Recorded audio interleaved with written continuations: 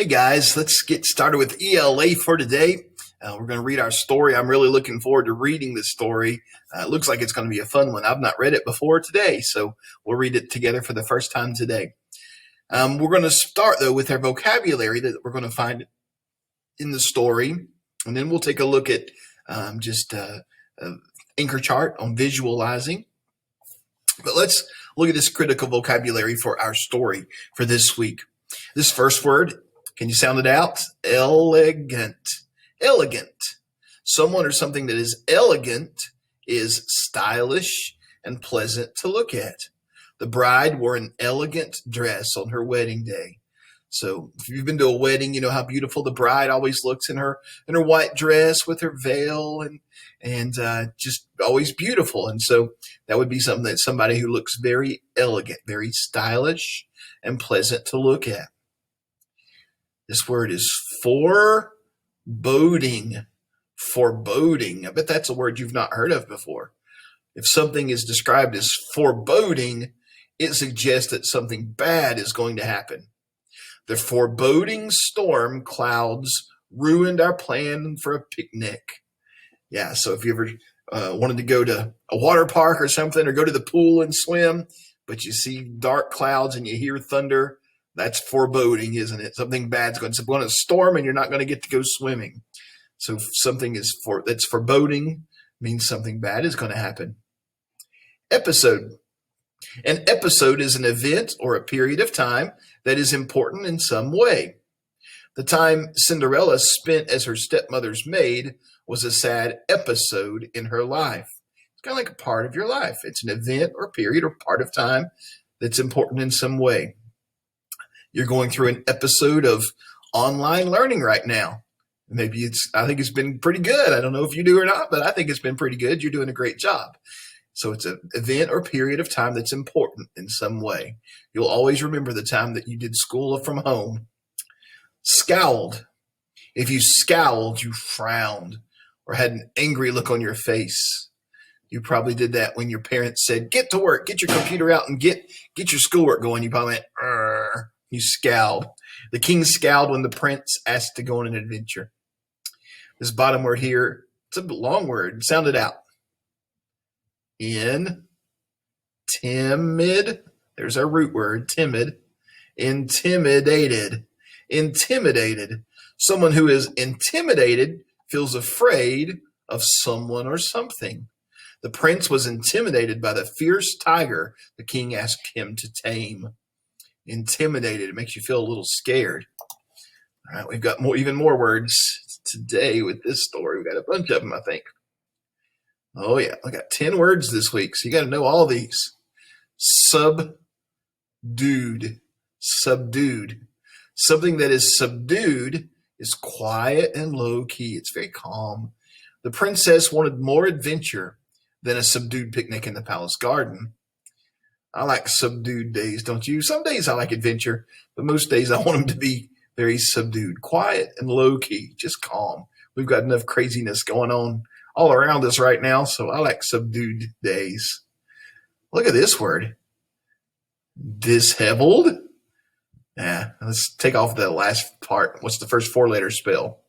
Dish, and then eveled. Disheveled. Disheveled. If someone looks disheveled, he or she is not neat or tidy. Ella's hair was disheveled from racing her horse through the field. Some of you look a little disheveled in our Google Meets, like you just got out of bed with your hair standing straight up. Disheveled. You're not neat or tidy. Rigid. Something that is rigid is stiff and does not bend easily. So my pen, for example, right here is rigid. It can't bend. It would break. So it's hard. The guard stood as rigid as a statue outside the palace gates. What's this word? You might describe your little kitty cat or a little puppy as feisty. It's a feisty little thing. Someone who is feisty is bold, energetic, and determined. After spending years locked in her stepmother's house, Ella was feisty and ready for an adventure. Then number 10, sulked. If you sulked, You were crabby because you were annoyed or disappointed about something. Frederick sulked as he read Ella's letter that said she wanted to leave the palace. Sulked, it means you're disappointed, so you just kind of pout a little bit. Well, before we read our story and find these words in the story, let's review our visualize anchor chart. And so as we read stories, this helps us understand the story better when we use our senses to create pictures in our mind as we read. Just let the story take you somewhere. What do you see in your mind? What would you smell if you were that character? What would you hear? What would you taste? And what would you feel? Just put yourself in the story. It makes the story so much more interesting and less boring when you put yourself in the story, and maybe imagine you're one of the characters and you can use your senses to be in the story. Well, our story this week is written by this guy right here. Not me, but him. Chris Healy. He grew up in New York City and he worked many odd jobs before he eventually started writing. After spending a few years writing books about parenting and being a dad, he finally decided to write fantasy stories. Mr. Healy has said he always wanted to write a book about Prince Charming, but didn't know at first how he was going to do it. His ideas stemmed from asking questions about conventional fairy tale characters and putting a different spin on the fairy tale world. Soon, a humorous and unconventional series about heroes, The Hero's Guide to Saving Your Kingdom, was born. So it sounds like it's going to be a fun story. He likes to write fairy tales that are funny. All right, so our story this week, as we think about the genre, means what kind of story it is a fairy tale.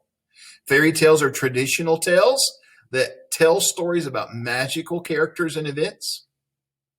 Authors of fairy tales tell the story through the plot, the main events of the story. The plot includes a conflict or a problem, and the resolution, how the problem is solved. The characters in fairy tales may include royalty. Fairy tales include a theme or a lesson learned. Okay, so we're going to look at a theme for this one this week. We'll talk about lessons learned too. All right, let's get into this. This story, and I want you to read along with me. Don't just listen to me. Turn in your reading books to page 244. You'll like reading along with me. It makes it more interesting. 245 is where it actually starts in your reading book. 245. If you need to pause me and get your reading book and get it out, that's fine. All right. Prince Charming Misplaces His Bride by Chris Healy, illustrated by David Ortu. All right. I'm going to shrink myself so I'm not in the way of the pictures and the text. In the fictional nation of Harmonia, there lives a charming prince named Frederick, who's craved a life of adventure ever since he was a boy and met a visiting knight.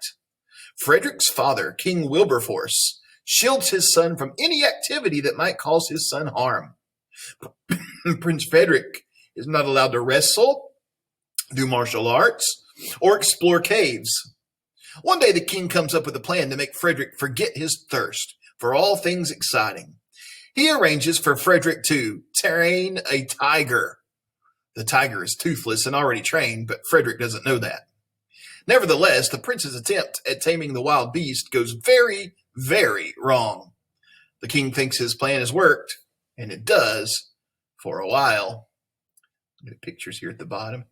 You can see them in your book. I think this is the king. You think maybe this is the prince? These people don't look very happy, do they? Look at their faces. They're kind of scowling, aren't they? She's like, oh, I can't believe this. I don't know what they're talking about. They look so angry. Let's read and find out. More than a decade passed before the thought of adventure found its way back into Frederick's mind.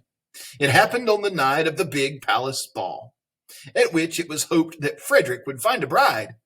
He never left the palace, so this type of event was the only way for him to meet girls. Among the dozen of elegant women at the ball that night, there was one girl who caught Frederick's attention immediately. And it wasn't just because she was beautiful and elegantly dressed. No, she had something else, a daredevil gleam in her eyes. He'd seen that look only once before, and that old night all those years ago. Frederick and the mystery girl had the time of their lives dancing together. But at midnight, she ran off without a word. "Father, I have to find that girl," insisted Frederick, newly inspired and feeling a bit more like his 7-year-old self again. "Son, you've never been outside the palace gates," the king replied in a foreboding tone. "What if there are tigers out there?" Frederick shrank away. That tiger episode had really done a number on him. And there's 3 of our words here: elegant, foreboding, and episode. But Frederick didn't give up entirely. He instructed his trusted valet, Reginald, to find the mystery woman for him. It turned out that Ella, that was her name, wasn't a noble woman at all, just a sooty cleaning girl. But her story, the way she mixed it up with a fairy and used magical means to escape her wicked stepfamily, intrigued Frederick, even if he'd hoped he'd never have to meet any of her relatives. When he told his father he wanted to marry Ella, the king sputtered in surprise. "I thought I'd fixed you, but apparently I didn't." The king scowled. "You don't get it at all, do you? An ill-bred wife would destroy your image more than any scar or broken limb ever would." Up till that point, Frederick had always believed that the king enforced strict rules because he feared for his son's safety. But now he saw that wasn't necessarily the case. So for the first time, Frederick stood up to his father. "You do not rule me," he stated firmly. "Well, technically you do, because being as you're the king. But you do not rule my heart. My heart wants Ella, and if you don't bring her to be with me, I will go to her. I don't care how dangerous it is out there. I would ride a tiger to get to her if I had to." In truth, Frederick was utterly intimidated by the thought of venturing out into the real world. If his father refused to meet his demands, he had no idea if he would be able to follow through on his threat. Luckily for him, the king was shocked enough to give in. And so Ella came to live at the palace. She and Frederick were officially engaged to marry, and the tale of the magical way in which the couple met became the talk of the kingdom. Within days, the minstrels had a new hit on their hands, and the tale was told and retold across many realms. But while the popular version of the story ended with a happily ever after for Prince Charming and Cinderella, things didn't go as smoothly for the real Frederick and Ella. Ironically, it was Ella's bold and venturesome spirit, the very thing that Frederick found so attractive about her, that came between them. Ella's dreadful stepmother had treated her like a prisoner in her own home and forced her to spend nearly every waking hour performing onerous tasks, like scrubbing grout or chipping congealed mayonnaise from between fork tines. Yuck. While Ella suffered through all this, she dreamed of a more exhilarating life. She fantasized about riding camels across deserts to search for ancient temples, for magical lamps, or scaling cloud-covered peaks to play games of chance with the rulers of hidden mountain kingdoms. She honestly believed that anything could happen in her future. Look at the Prince and Ella here. He looks pretty proud and happy. She doesn't look so happy, does she? Wonder why. When Ella met Frederick at the ball, it was the climax of a day filled with magic and intrigue, and she assumed it was the beginning of a non-stop, thrill-a-minute existence for her. The life with Frederick was not quite what she'd expected. Frederick tended to sleep in, sometimes until lunch, and he'd often spend over an hour grooming himself to his father's specifications. By the time Ella finally saw him each day, she'd be more than ready for some sort of excitement. But Frederick usually suggested a more subdued activity, like picnicking, listening to music, or quietly admiring some art. Don't get me wrong, Ella enjoyed all those things for the first few days. But by the 14th picnic, she began to fear that those same few activities were all she was ever going to do at the palace. Her unchanging routine made her feel uncomfortably like a prisoner again. So one morning, she decided she would speak frankly with Frederick about what she needed. That morning, as usual, Frederick slept late.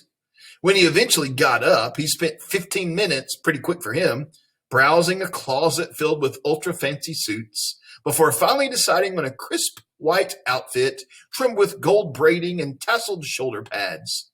The 5 minutes after that were dedicated to straightening his short, light brown hair.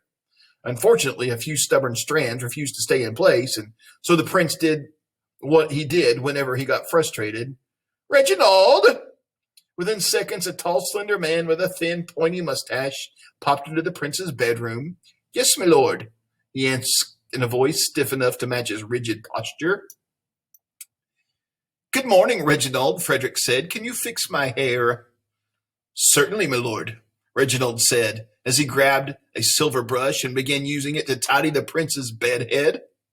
"Thank you, Reginald," Frederick said. "I'm off to see Ella, and I want to look my best." "Of course, my lord. I think I'm going to have cook surprise her with a breakfast in bed." Reginald paused. "I'm reasonably sure, my lord, that the young lady has already eaten breakfast." "Drat," muttered the prince, "so it's happened again. How long ago did she wake up?" "About 3 hours ago," Reginald replied. "3 hours? But I asked you to wake me up when Ella got up." "I'm sorry, my lord," Reginald said sympathetically. "You know I'd love to help you, but we're under strict orders from the king. Your beauty sleep is not to be disturbed."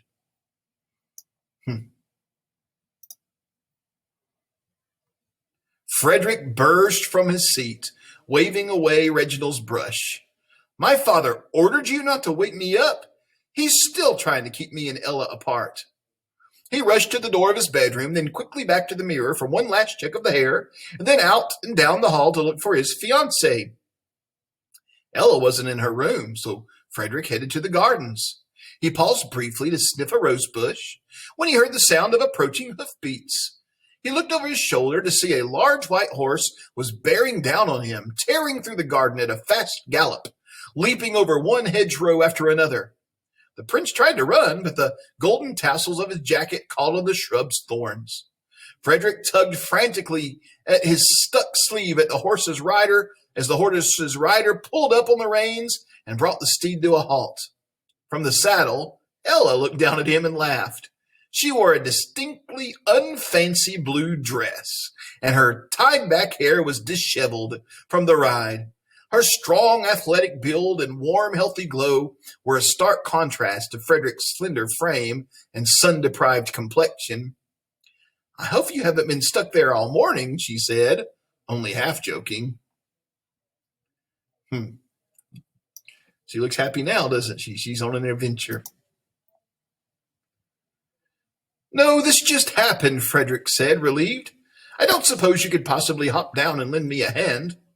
Ella slid off the saddle, patted her horse's nose, and crouched down to help free the prince's jacket from the thorns. "I told you those tassels would get you into trouble some day," she said. "But they're what all the most fashionable noblemen are wearing these days," Frederick said brightly. He brushed himself off and stuck a chest-out, hands-on-hip pose to show off his outfit. He hemmed it up to get a laugh out of Ella. It worked. "Very nice," Ella said with a chuckle. "I'd love to see you up on a horse sometime," she hinted, petting the mare's pink nose. "Yes, I'm sure I'd look positively heroic up there," Frederick said. "It's a shame. I'm allergic to horsehair." He wasn't allergic. He was afraid of falling off. "A terrible shame," Ella sighed. "I didn't realize you knew how to ride," Frederick said. "Considering the way your stepmother kept you up under lock and key, I wouldn't have thought you had much time for equestrian lessons." "I didn't," Ella said. "Charles, your head groom, has been teaching me these past few weeks. I usually practice in the mornings while you sleep." Frederick changed the subject. "So have you heard the song that Pennyfeather wrote about you?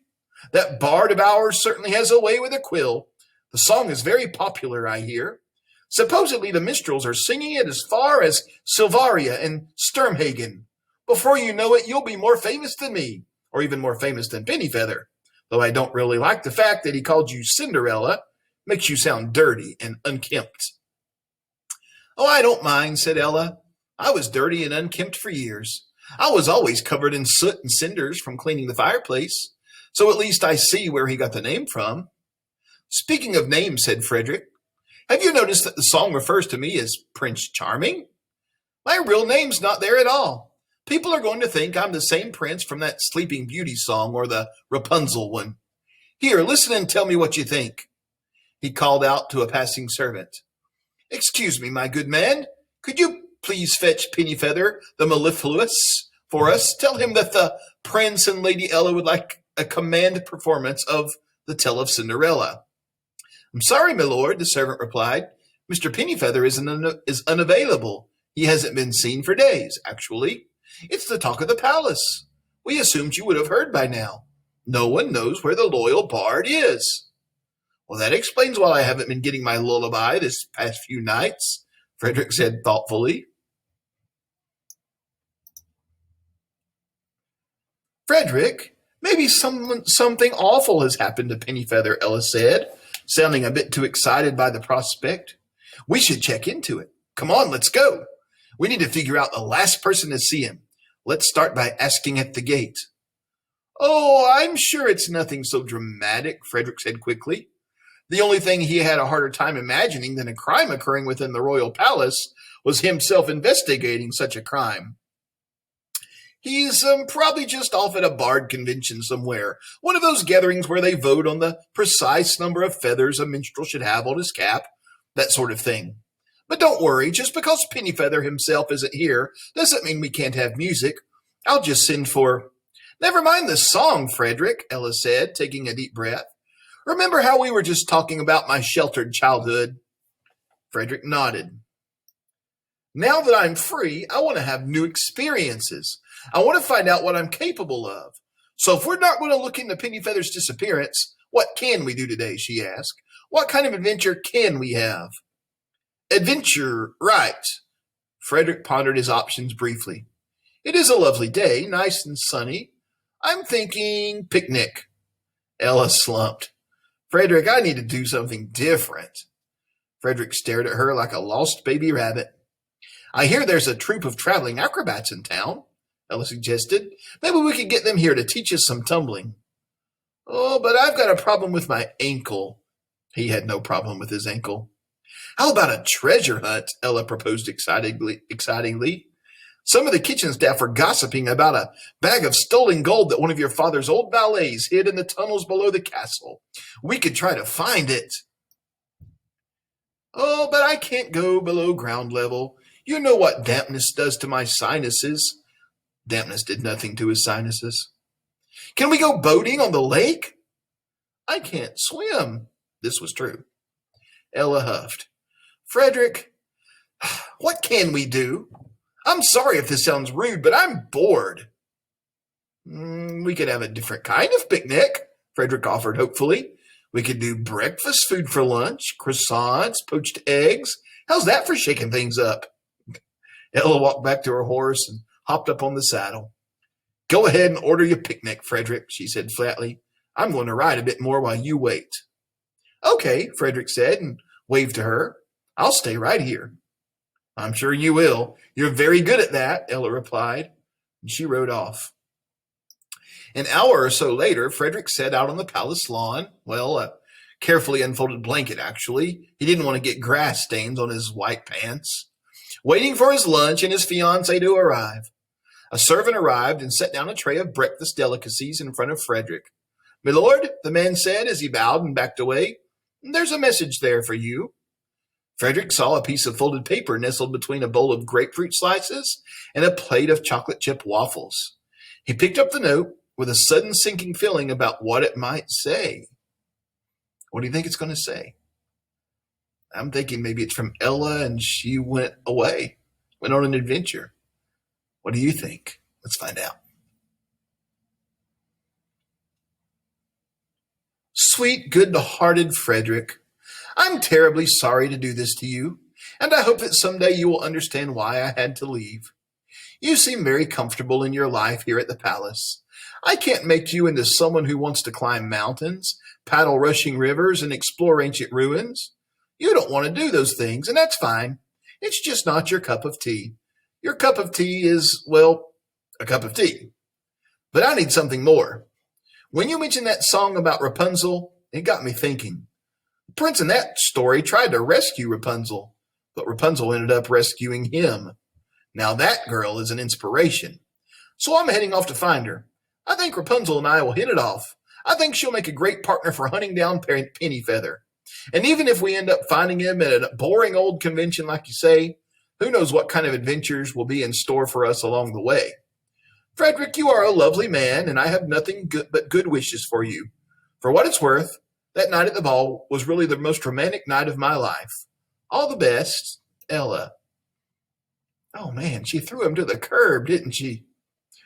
Frederick dropped the letter onto his empty plate, and so he thought the ball was the most romantic night of her life, huh? Well, that's not saying much coming from a girl whose typical nights consisted of scraping dead spiders out of cracks in the floorboards, and look how she signed it. All the best. That's how you sign a thank you note to your dog walker. Frederick had completely lost his appetite. Reginald! Am I really that boring? Frederick was back in his room, sitting slumped on the edge of his cashmere-covered bed, while Reginald, rigid as ever, stood next to him, awkwardly patting the prince's head. There, my lord, the valet answered. I don't think the Countess of Bellsworth would call you boring. Do you remember how elated she was when you taught her how to cha-cha? You have many, many admirers, sir. Taught her how to cha-cha. I didn't expect that. Yes, Frederick said sorrowfully, but Ella is apparently not among them. It seems that Lady Ella simply seeks a different kind of life than that which you can provide her here at the palace, Reginald said. Poached eggs. How stupid can I be? Frederick smacked himself on the forehead. There will be other women, my lord. I don't want any other women. I want Ella. Reginald, what do you think I should do? And be honest with me. Don't tell me what you think my father would want you to say. Reginald considered this request. He'd been caring for Frederick since the prince was a child, and he'd never been more proud of Frederick than when he saw the young man stand up to his overbearing father. Frederick could use someone as feisty and fearless as Ella in his life.